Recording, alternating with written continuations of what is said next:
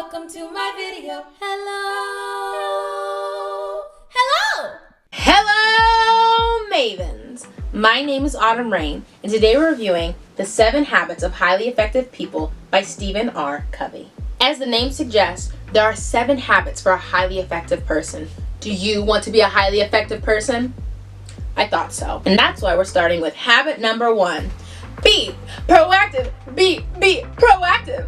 There are 2 ways to be proactive, emotionally and physically. Let's go over emotionally first. In between stimulus and response, there's something called choice, free will. And who came up with this? Not the author. A Holocaust survivor named Viktor Frankl. Viktor Frankl said you can choose how you respond to situations, which is really amazing considering he said that in a concentration camp while Nazis were torturing him. And yet, he chose his attitude to the situation. What have you been through that is as bad as the Holocaust? If you are able to control your emotional response to the world, you will have a better life than you could ever imagine. I just want to get off my high horse for a second and say that we are all human, including me. I have not mastered this concept in the least. I am still highly reactive at times. Somewhere on the journey, I would say I'm about here. But that doesn't mean I can't work towards it. You can work towards it. We can work towards it. After being emotionally proactive comes being physically proactive. And to be physically proactive, you cannot worry about things that you can't control. Focus on solutions, not problems. And so when a problem comes your way, don't think of it as a problem. Think of it as an opportunity. Let's say you lose your job. That is terrible. And I would completely understand if you were sad or mad. But somebody who is physically proactive would look at that as an opportunity to go out there and find a job that they love even more. Being proactive is thinking of your life as something that is constantly getting better. It's happening to your life, not letting your life happen to you. Habit number 2 is begin with the end in mind. Imagine you're shooting an arrow. Do you do that with your eyes closed? No, because that is a bad idea. In this analogy, the arrow is your life and the target is where you want to end up. Where do you want to end up? The best way to know what you're aiming for is visualization. Charles Garfield, who was a doctor, studied high performers, and he found that they always use visualization. They had succeeded in their mind before they ever had succeeded in real life. Stephen Covey, the author, recommends visualizing through affirmations. And to make your affirmations super powerful, you just need to make sure that it's positive, personal, present tense, visual, and emotional. Let's go back to the arrow example. Imagine you're aiming that arrow and you're looking at the target and you let it fly. Wow, except it hits trash because you were aiming at trash. There's something that Stephen Covey calls the 8 deadly centers, or maybe that's my name for them. Either way, you don't want to focus on these 8 things too much. What are the 8 things? We have money, work, possessions. You can focus on church too much, friends, enemies. You can be self-centered and you can be pleasure-centered. Rather than focus your life on one of these 8 deadly centers, what you really want to do is focus your life on principles, on values. To live a principled life, you just have to have a set of rules that you follow for yourself. Think of it like your own moral code. I don't lie. I always follow through with my promises. I really value my family and I make them a priority. And once you have a life that is centered on values and you know exactly what you want and you can visualize it, you need to take all of that and put it into a mission statement. Habit number 3, put first things first, or in other words, prioritize. You need to ask yourself a question. What's one thing you could do that would change everything? It would change your entire life. Why haven't you done it yet? How come it seems like we never get to those things? I'll tell you why. Because it's important, but it's not urgent. We're all in the matrix, the priority matrix. It's ordered by importance and urgency. And most people spend most of their time in quadrant 1, handling things that are important and urgent, like paying bills. But we need to shift our focus to quadrant 2, things that are important but not so urgent, because that's where change happens. That's where exercise happens. That's where you do that preventative care. That is where you change your life. This is what the matrix of a highly effective person looks like. Notice that the things that are not important are barely there, because highly effective people like to focus their time on what is important. And notice that quadrant 2 is the biggest. Highly effective people spend a lot of time in quadrant 2. Think back to that thing that would change your life. Don't you want to follow through? Ding, ding, ding! You guessed it. It's time for our actionable step of the day. This is the most valuable part of this entire video, so stick around. We have 3 actionable steps for the 3 habits that we've covered so far. So for habit number 1, be proactive.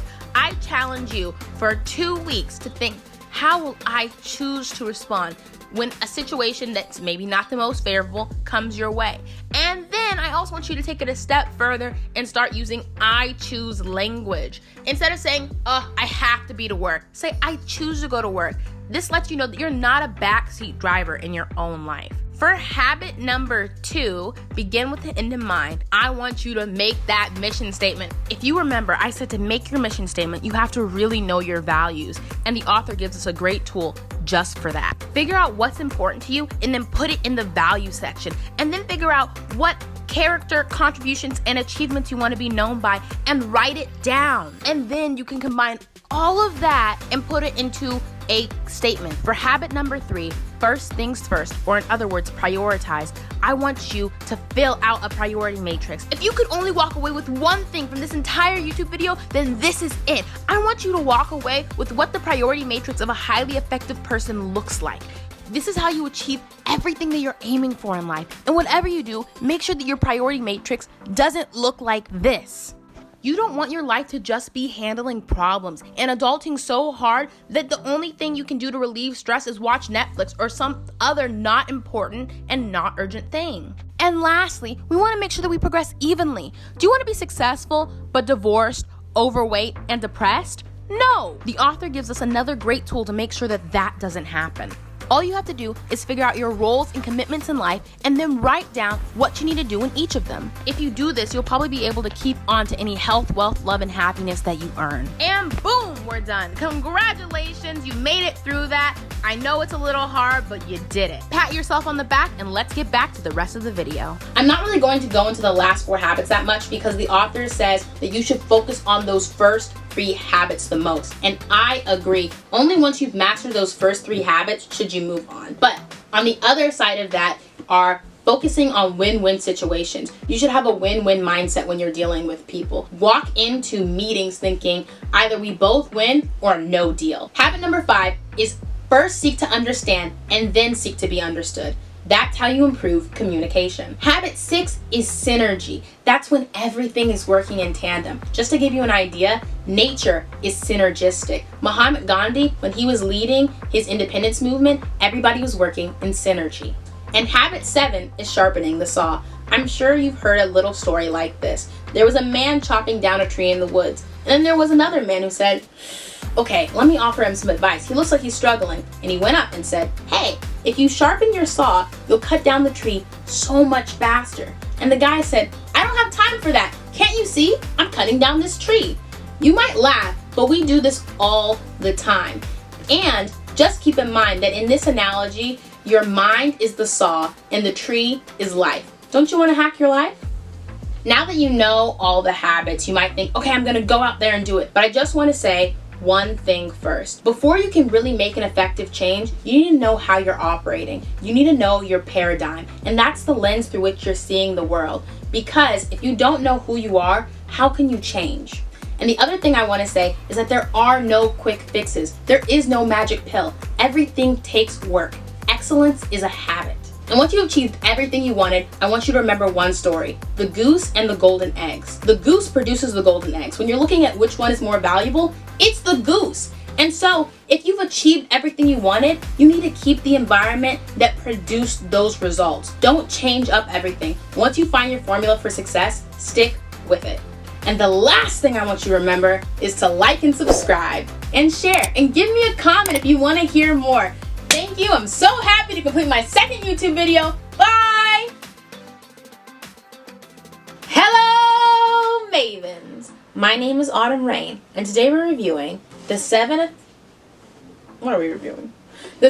habits of highly effective people. Put it in the bloopers. When Mahatma Gandhi was working in his independence movie, oh my gosh. Do it again. Yeah. If you're always focused on everything that's important and urgent, you become, you're constantly juggling problems. Handling crises. Be proactive. Be proactive. That's the habit. It's called being proactive.